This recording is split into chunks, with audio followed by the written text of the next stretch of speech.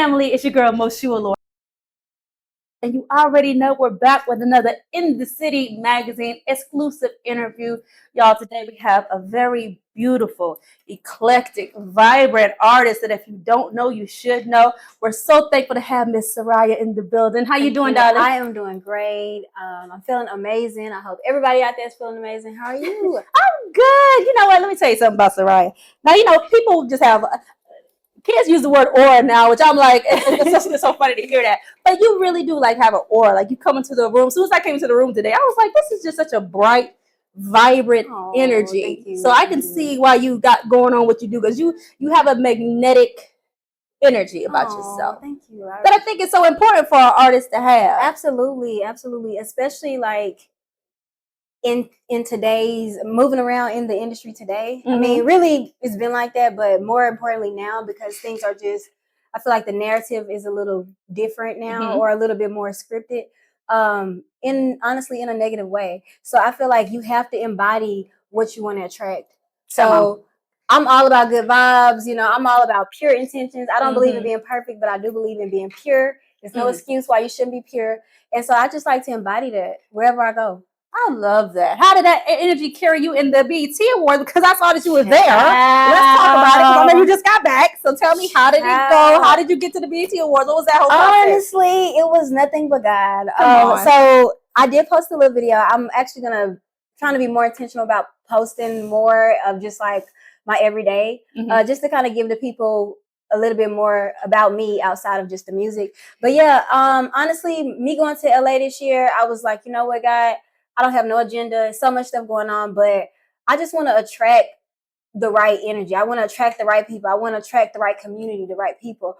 Last year, it was kind of crazy because I ended up randomly performing at the BT pre-show. Literally literally like, I don't even know God. I literally like God. When I tell you, like, they had like a brief intermission, and they was like, okay, I know there's some people out there that can sing. And like one thing led to another, and like thousands of people just start pointing me out, like, pick her, pick her. I'm like, what? These folks don't even know me. Say, push me to the stage. Of course, I had to get up there and represent. Come on, you know what I'm saying?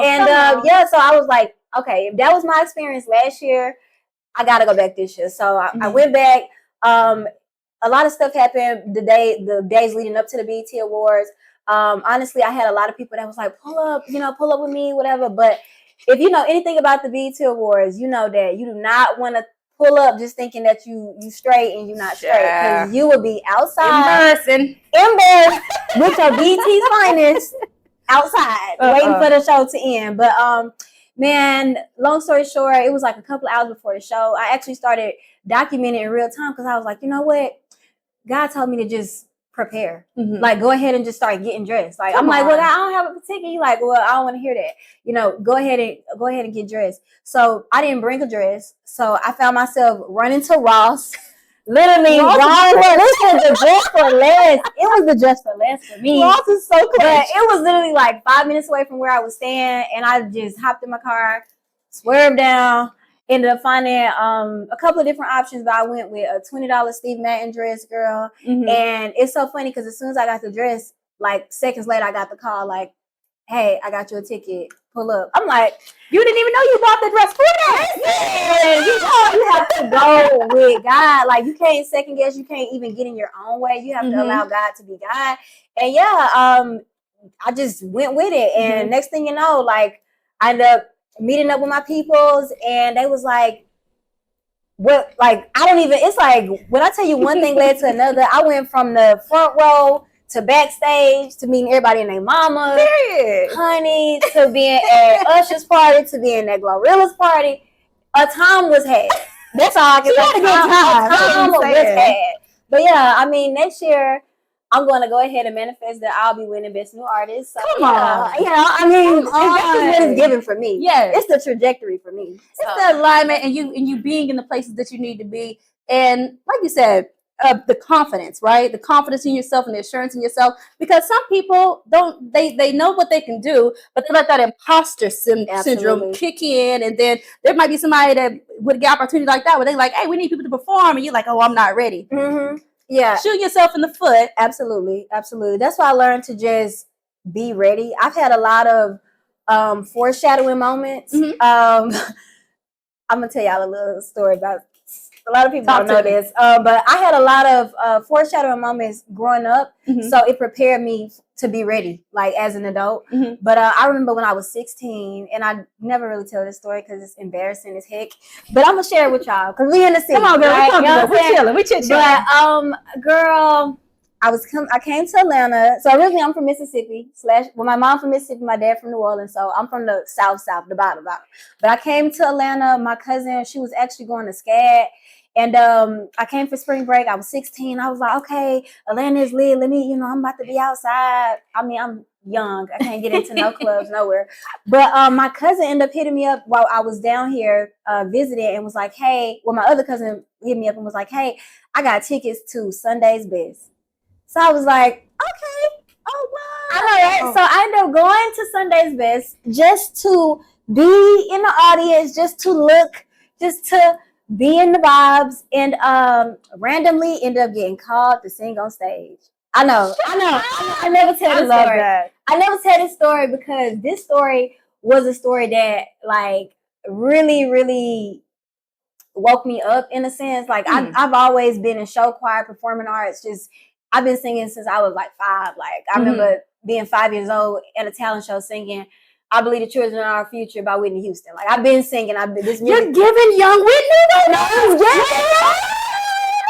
I love that. Wait, I just saw it. I love that. Okay, continue. My bad. No, I've always just been involved. So when my cousin hit me up and was like, he got tickets, I'm like, okay, I'm pulling up. So we went to the show. I ended up getting randomly called to sing on stage. By the way, nobody got the chance to sing on stage but me.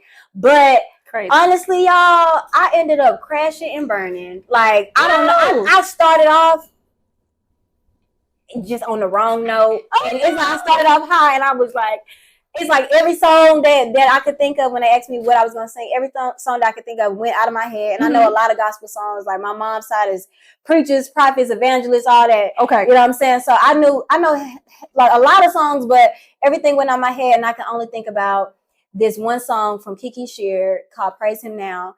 And how's it go?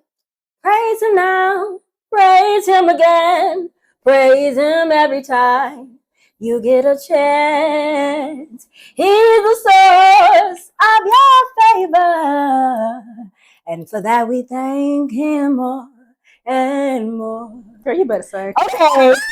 I'm ready now. Y'all welcome. I had to be I'm ready now. But yeah, so I sung the song and it was like a crash and burn moment. And instead of me just like taking my shame and my walk of shame back to my seat, the judges came out, witnessed me singing, started judging me, telling me all kind of stuff. It was just really like, it was really like a sinking ship. But Donnie McClurkins ended up standing up for me, Kurt Franklin. It was kind of crazy because it was like, I ain't gonna say no names, but 2 of the judges was like kind of going in on me. Yeah. And the other 2 judges was like, don't go in on her. She's not even a contestant. She was just singing during the intermission. You know what I'm saying? She's so young, like don't, whatever. But Donnie McClurkin, shout out to you.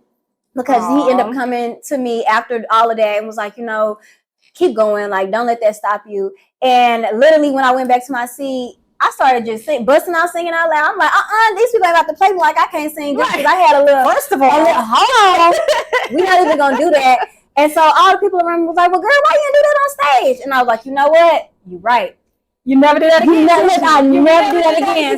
So that's why I say, like, now, girl, I done been singing at the drop of a dime in restaurants, street corners, all kind of stuff. Just like how you just said, sing on the spot. You know what I'm saying? And I think that really shows your level of preparation outside of that moment, because you have to prepare before the moment comes. Come on. You know what I'm saying? So yeah, that just was a little background about me. I just, like I said, if you stay ready, you ain't got to get ready. So as a young person, I just had that life-changing, eye-opening moment, and it just made me it just really brought out that real dog out of me. Like, nah, first of all, no way. I ain't going. I love that story. First of all, I think that's such a monumental moment. We all gotta have the crashes and burns. You gotta have it. But some people get the crash and burns and they quit. They feel like, oh, that just shows me that I'm not meant to do it. No, that just shows that you were meant to grow from this. And you were meant to grow from this. Yeah. So now, okay, so Mississippi originally, parents from Mississippi or New Orleans. Yeah. What was the transformation to Atlanta? Where did that come? Child. The transition.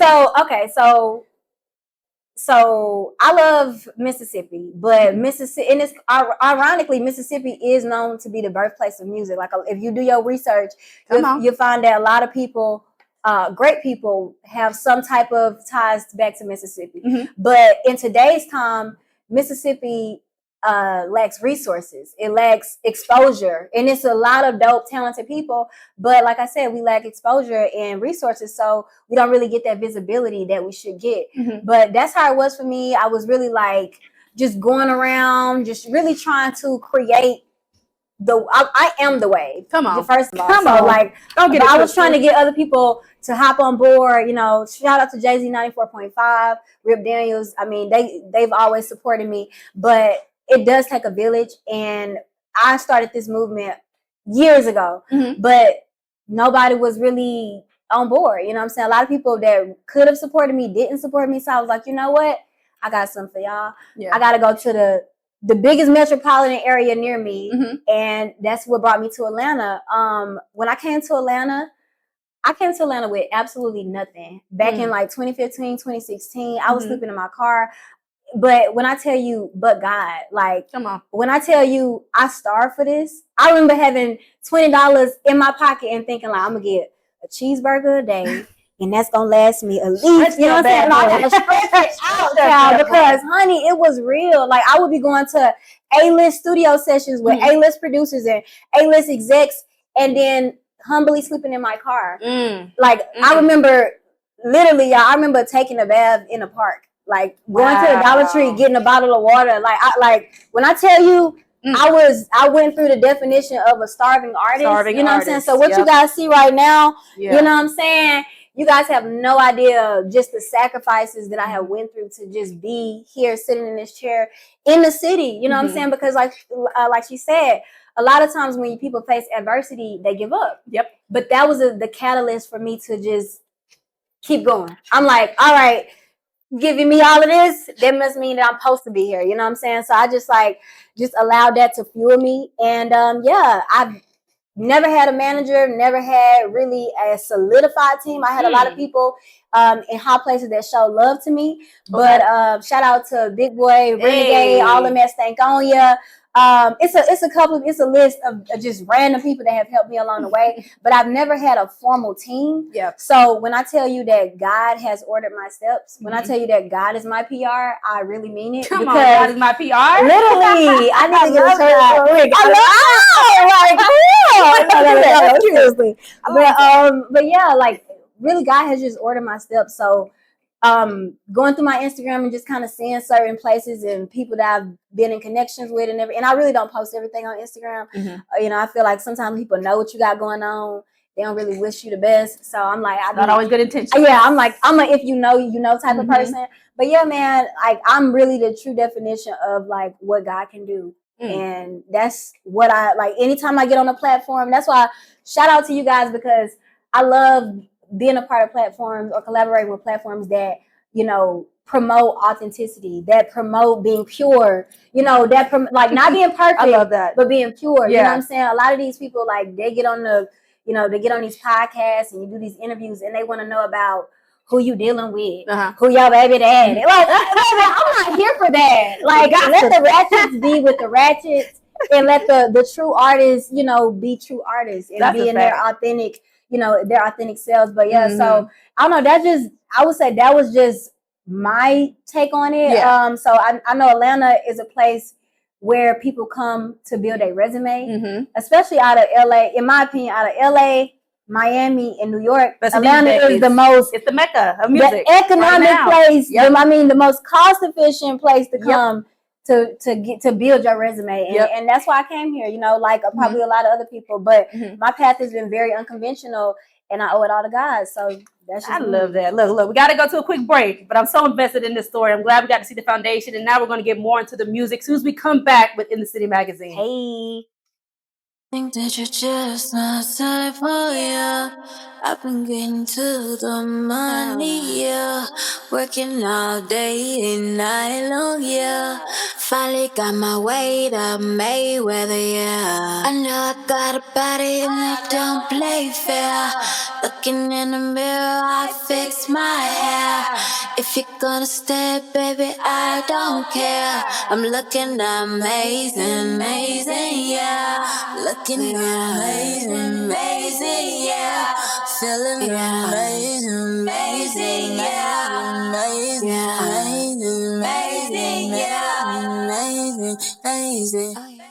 Hello, welcome back, family. And once again, it's your girl, Moshua L'Oreal, aka Molo, and we are still here with the artist Suryah. We have gotten into some really good, deep conversations about your upbringing and where you got started. Yes. Let's delve a little bit into the music, because I know that you said you grew up in Mississippi and your family was in gospel and church and stuff like that. But your sound is giving disco, it's giving funk, it's giving R&B. Where did you cultivate your genre of music from? Where's the inspiration here? So honestly, from my real life experiences, like I was the kid that took my mama Diana Ross CDs, Tina Turner, like those were people, Donna Summers, like those are people that I still listen to actively today. Come on. You know what I'm saying? Mm-hmm. And it's funny because it's gonna sound kind of weird, but also like Pimp C, like no, I feel you. Yeah, it's like it's just something about the gangsterness of it that really, I think that's what like helps me like filtrate my funk. You know what I'm saying? Because it's, you know, it's like look, the gangster in me. Yeah. That's my New Orleans side, and then the heritage that.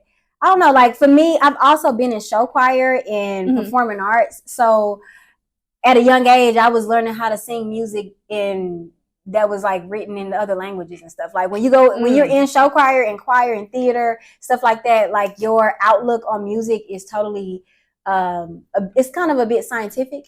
So I've always been meshing different sounds. Like I took a huge liking to opera. So like, that's dope. Yeah, so just how opera singers approach their ballads, like I would incorporate that in like an everyday vibey type song. Yeah, but it'll allow the song to like live in a space that is not like your everyday sound. Yeah, so I would just say I pull from everywhere, but like in real time, I'm embodying like all type of different meshes of culture from the 60s to the 70s. You see it, you know what I'm saying? And like I'm really, really pushing for this like disco, eclectic, universal, really international sound. I mean, like shout out to all my girls that live in the R&B space. Like I feel like as Black women, just because we start singing, you automatically get put in R&B.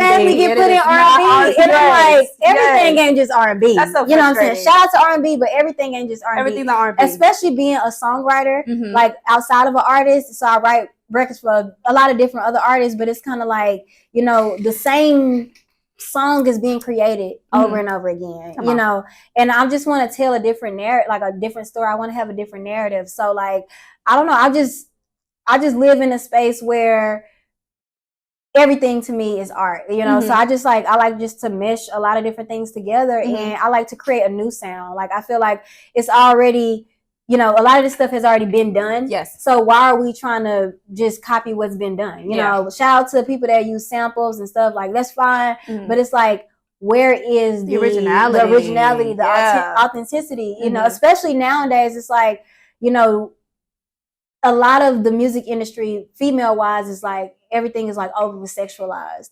Back in the day, you know, they were getting value for keeping on their clothes, or you know what I'm saying? Ain't nothing wrong with showing a little skin, but it's like, you know, leave something for the imagination. You know what I'm saying? Like, I just feel like because of how they moved back in the day and what they embodied and what they stood for back in the day, they were able to have I would say longevity in their career, because they were not just kind of put in a box just by being a sex symbol. You know what I'm saying? Like, you know, they took a more elegant approach, and I just feel like it was there, but it wasn't in your face. It wasn't like shoving it. Yeah, it wasn't just so raunchy. You know what I'm saying? Like, it had some type of substance to it, you know, and I like to put that substance in my music, even if we just having fun, you know what I'm saying? And also the thing about me, like, outside of like just what I do sonically, I like linking up with producers that also are open-minded. Like, you know, I like, because I mean, one sound could trigger, you know, different responses. You know what I'm saying? It's the frequency that you are really connecting to when you're listening to a song. So I just like connecting with other producers or creatives that, you know, don't have the cap or don't, you know, or don't have that glass ceiling. Because I'm like, every time I experiment. Exactly. That's like every time I go into the studio, I'm like, what new thing can we create? Like, not let's just make the same song over and over. Well, so I even want to touch to the fact that, like, okay, like I love that. I love that you give it disco. Like, to me, you're going back to a timeless music that, like, if I heard your song 10 years from now, it would still be relevant, because it's just like certain sounds just transcend generations. But I'm in love with the current wave of just so many Black artists finally getting to occupy spaces that, even though historically we started, but you know, we've gotten misplaced, and like just owning those spaces, and like even like with Beyonce doing the country album and bringing in all these country artists, and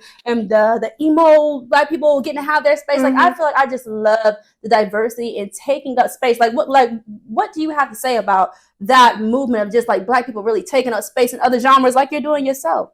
I would say, first of all, shout out to every creative that is being a disruptor. I like that. You know, because we need to keep pushing. You know, they were pushing for us back in the day, but we didn't come this far to just stop here. So I applaud everybody that is on that wave and just pushing a narrative, you know, cross marketing, you know, just really, really pushing a narrative. And I would just say, keep going. Like, keep going. We've always been the strongest force, honestly, especially when we are unified. So, like, you know, if they're intimidated by one, how you know, what do you think they're gonna think about 100 of us? You know what I'm saying? So I'm just like, keep pushing that narrative, because really the children are our future, and we need to inspire the kids. You know, we need, like, they need to see a Beyonce diversifying her sound. You know, because a lot of times, like, people feel like, oh, well, I reached a certain place in my career, and okay, I'm just famous, I got this money, but it's like, no, time is still going. You know what I'm saying? And so, like, keep pushing the narrative, keep making those waves, you know, because it opens up just more opportunity for the children and the, you know, the ones of us that are next up. So I just feel like in order to really stay relevant, we have to be innovative. Yes. Creative and free. Experiment. Now, even going back to the fact you just went from the BET Awards, do you feel like these awards need more categories? How do you feel about that? Do you feel like people are getting thrown into categories just because we're limited, or do you think it's been pretty accurate recently? I think that there definitely needs to be more categories, and just, I think that the awards, like, need to be a bit more intentional. Because it used to mean something. It used to mean a little bit more, you know, couple of years back, even 10 years ago, it used to mean a little bit more to be, you know, nominated for the album of the year, or the, you know, best male R&B singer. You know what I'm saying? And then it's a lot of, you know, R&B singers, or male and female, that are literally making a wave, but they're not even put in the categories. You know what I'm saying? So it's like, I think it's politics at the end of the day. But I do feel like they need to be more intentional about who's selecting the nominees and who's selecting who wins, because I don't know how, honestly, I never really knew how people vote for the best XYZ or whatever category. Confused on it, but I think, you know, I think you should put it back into people's hands. You know what I'm saying? Because like, it's a lot of people, you know, shout out to Victoria Monet, like, girl, you doing a damn thing. And it's just like, you know, even just hearing her story, you know, it's taking her all these years, and now she's 34. And a lot of times, years. like when you are, in your 30s, you feel like, oh damn, that's it. You know what I'm saying? Like, oh shit, I don't got my stuff together yet. Yeah. So it's like, but just shout out to her for continuing to go and grow. Even Tyler, like, she is considered an international artist, but that's just an example of how a lot can happen in a year. Yes. You know what I'm saying? Yeah. And then it's a lot of times it's like where it seems like things happen overnight, but people have been working they asses off, for years, behind the scenes. So I would just say like her. You know what I'm saying? Like this, y'all gonna see me okay. So I ain't even tripping about it. But no, real talk, like, and then honestly, even to the artists, when you do get that moment on stage, when you do get that time, like, allow God to use you for real. Like, don't just get up there to just, do what the script say. Like I said, I'm all for the disruptor. So like, really go out there and like, no matter where stage I perform on, no matter where, where I'm at, I always say the same prayer, like, God, allow the people to see you and not me. Like, a lot of times, because of politics, we lose ourselves. We lose our true essence of why we even started. Okay. And so I would just say, anybody that does get to grace that type of stage, just like, don't forget who you are, because it transcends more than you know. Like, your purpose. Sitting in the audience, you can feel like what's what. And then a lot of people, the way the industry is set up now, it's like it has like oversaturated with like the narrative of or the I would say just making people famous. So there's not really people are famous, but not many people have star power. Yes. Like, star power is what you saw different. The fans, Michael Jackson's fans, doing, you know what I'm saying? And honestly, that's why I'm like, I'm taking the long route proudly because I know what I'm here for. Listen, Linda. I when I was researching her before she came on, I was just looking at some of the performances. It's beyond that. It's the presence. It's the ambiance. It's the performance. It's the fashion. It's a whole package that you give. Like, star power is not just going viral. Right. There's something to be said about Say that again. Listen. Because like, it's like now you can just hop on, and I'm not taking away from anybody that is doing that. Because we have like a million different influencers out here. Yep. You know what I'm saying? But like, I'm just saying, be intentional with your moment, or be intentional with like your platform, because we can feel that, like, and like I said, it transcends. It does transcend. Like, when Michael Jackson got off the stage, he couldn't get off the stage without a million women and men crying. And matter of fact, it's so crazy out. Michael Jackson done came and gone, and guess what? It's still people that's not even considered to be artists that are dressing up like him in LA outside with a tip bucket. That is a phenomenon. You know what I'm saying? Iconic. So, iconic. So like, for me, I don't like. It's love to everybody, but I don't really measure myself to what's going on now, because I haven't seen what it is that I'm doing, or that what I know that I'm gonna do. Or I haven't seen it. I don't see it happening now. You are for sure curating your own lane. I thoroughly appreciate that. I do want to get into the fashion, because beyond the music, it is a look. Like, it's just, when you see, you're one of those people that you see on the street and you're like, what do you do? That's so crazy. You're doing something creative. So like, how would you describe your style? What inspires you when you get dressed? Honestly, I would describe my style as a little bit of this, a little bit of that. And you a nail girly. Yeah, no, it's definitely getting it. Hold on. No, girl, I need it. You know what? You just inspired me for my next day. I was trying to see, do I need to go stiletto? And you just confirmed it. But so actually, so my name is Suryah, and my stage name is Suryah the Artist. But the reason why my stage name is Suryah the Artist is because outside of music, I also do hair and makeup.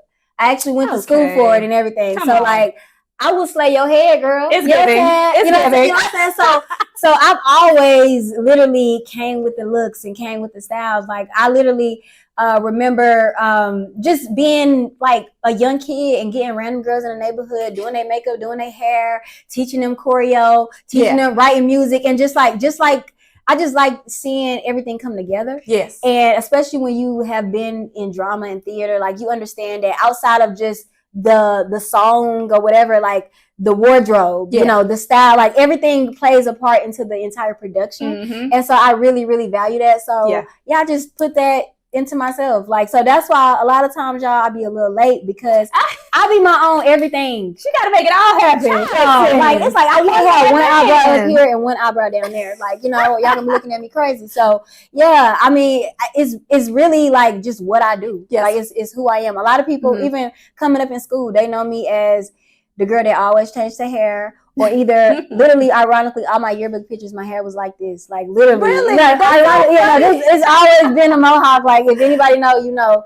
But yeah, outside of that, yeah, I always was switching it up and stuff like that. And yeah, I just like to. I mean, it also probably got a little to do with my Gemini-ish. Okay, you know it's a Gemini, guys. It's giving Gemini. It's a Gemini. So yeah, you know, we gotta switch it up. You know what I'm saying? I hate being predictable. So yeah, like I just embody what I've learned along the way. Who's your fashion goat?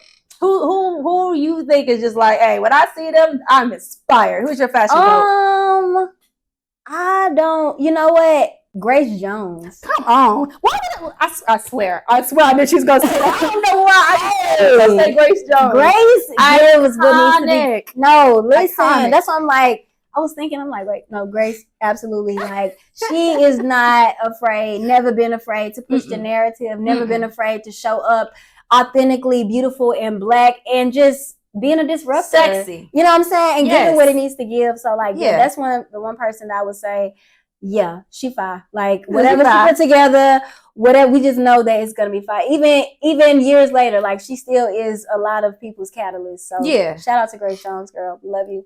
I love that. Well, even speaking of people who have inspired you, because I know you did make the transition to Atlanta, and we briefly mentioned, but we got to get back into it. You mentioned Big Boy. You mentioned some of these iconic ATLians. Talk about the ATLians that have made a lasting impact in your life. Tell me about it. So yeah, I've met a lot of different people, but I'm gonna just take this space to shout out to Big Boy because, like, I've been doing this for a long time. I came, like I said, it's 2024. I came to Atlanta back in like 2015 with nothing. And I've met a lot of different people, been in a lot of different studios, but like within that time frame between 2015 and now, I've like also went back to Mississippi, came back and forth, all kind of stuff. And I just remember being in Mississippi and getting a phone call like, hey, so Big Boy wants you to send over 3 tracks. And I'm like, Big Boy. Big Boy. Big who? Which Big Boy? Who? Big Boy. Big Boy. You know what I'm saying? He's talking about Outkast. I'm like, Outkast? What? Who you saying? Man, I sent them 3 tracks so fast. Next day, I got a call back. Hey, he wants you to come to Atlanta. He actually was doing this was crazy because this was like during the COVID and all this stuff was happening. So a lot of stuff was shut down, but I had some motion going on during COVID, y'all. Literally. Like, I think he actually had a performance. He was doing something with Budweiser. He invited me to come down. I came to Atlanta, literally just like, I was looking at my bank account like, damn, I gotta figure something out to get to Atlanta. And I look, God, with God, made it work. Got to Atlanta. We went to the show, but he met with me. He was like, you know what? You giving me modern day Erykah Badu. I get that a lot too. Yes. So, yeah, like Big Boy showed major love to me. Like, he sent me about 5 different beats, and then he was like, "Yeah, take your time. Let me know what you think. We'll put you in the studio." Woo, man, I got them dope. 5 beats. I wrote all 5 songs. I told myself, like, look, I'm ready. Next day, look, put me in the studio. Next day, man, we knocked out them records. Sent them back. Shout out to Renegade. It's always love. That's the engineer and really Big Boy's like right hand. But shout out to Renegade. We went and got those tracks knocked out. He sent them to Big Boy. Big Boy was like, she good. She got a pass. I love that. Big Boy let me, bruh. The Big Boy literally like let me in that studio. I don't know nobody that has been able to walk in and out of stank on you with, without having to sign a contract or without having, to pay somebody. Like, literally, like, Big Boy showed hella love to me. So, that's awesome. So I would really like cultivated a lot of my tracks. He would just really let me go in there. You know what I'm saying? I'm talking about the A-room, y'all. But you be free. The A-room. The big room. You know what I'm saying? Where the hits made. Because actually, just a little history lesson, that studio used to belong to Bobby Brown. So a lot of greats have recorded in that studio. Actually, somebody was telling me, I want to say, was it Sleepy Brown? He was like, hey, if you light a candle, it was either Sleepy Brown or Ray Murray, but he was like, if you light a candle, in the A room, like you got a little extra powers working for you. You know what I'm saying? You know, it seems like a lot of great people have recorded in this space. Yeah. So I just appreciate people like that are like legendary. We don't even need to give no accolades. Like they already legendary. You know what I'm saying? And when they opened up the door for somebody like me, like that's like incredible. I remember also back in 2016, a lot of random moments. I'm not remembering everything, but a lot of random moments. I remember 2016 being at an event for Luda Weekend. And I don't know how or why, but Ludacris walked into me, shook my hand, and said, "Congratulations." And I'm like, "Shut up!" He was like, "I'm like, huh? What?" I don't know. So I'm just like moments like that. Even now, like shout out to the Camp. If you know, you know. The Camp is was the first independent record label. They're responsible for records like Low by Flo Rida, Walk It Out, everybody know that, Two Step, you know what I'm saying? So shout out to them. That is like that really is my family.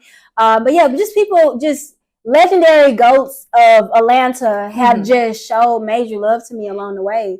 So I just show love back, you know what I'm saying? And I just really appreciate it because like I'm just a little girl from Mississippi / New Orleans who was sleeping in her car, child.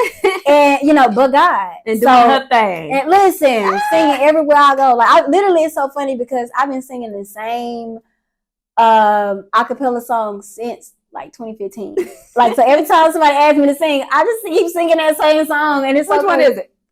There's no life lost, but there's much life gained. Time's well spent, but emotions remain the same. I still feel the pain running through my veins like my blood. Your love flow. You're the only love that I know I can't let go. I'm too emotional. Serenade me with your love. Go on, go on. Serenade me with your love. Go on, go on. Serenade me with your love.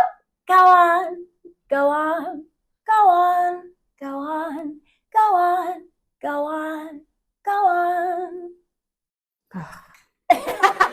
The tone, it's the tone. Like, get it. I love it. You give something so classic. I really do appreciate. I enjoyed researching you. We do have to start to wrap it up, but oh my goodness, I've just enjoyed so much viewing your artistry, seeing how you dress, seeing your tone, and you do have such a timeless. Like a little bit, and that gave me Ella Fitzgerald. It was just like Armstrong. Like I'm like you gotta. Like I said, music really is a science, and I just feel like when you actually go back and do your research instead of just like I said, shout out to everybody, but a lot of people that's claiming to be artists, they're not artists. They just performers. Yeah, they just doing it. A lot of people are actors, honestly. Okay. Like it's not even honestly like a real artist is somebody like take the studio, take them out the box. Give them a pot in the pan and see what they come up with. You know what I'm saying? Like, see what they're going to come up with. Look at the wrist. So what's going on with the music now? What do you got popping? What are your aspirations right now with the music? Where are we going with it? So we basically going to the moon and beyond. Infinity and beyond. So I just dropped a single in June. It was called Amazing. Y'all go stream that. It's everywhere. Also, whoever looking at this, make a video and just add the song. Like it's free. It's not. I swear, your credit score is not gonna go down if you do that. Like it's crazy because people will view your story, but won't like, no love, no comment. But look, as soon as they see you post it up with a big dog, they're like, "Girl, I'm like, come on, y'all. Like this is absolutely $0 to support." Yes. But yeah, man, I just dropped a song called Amazing. Honestly, I'm in the studio every other day. I actually been recording myself. I got a lot of just a lot of music that I've just been holding on to. Like even just throughout my journey, I actually had stopped dropping music for like 5 years. Really, I never stopped performing. So I was performing music that wasn't even out. So really, like last year was my first year even dropping a official music video.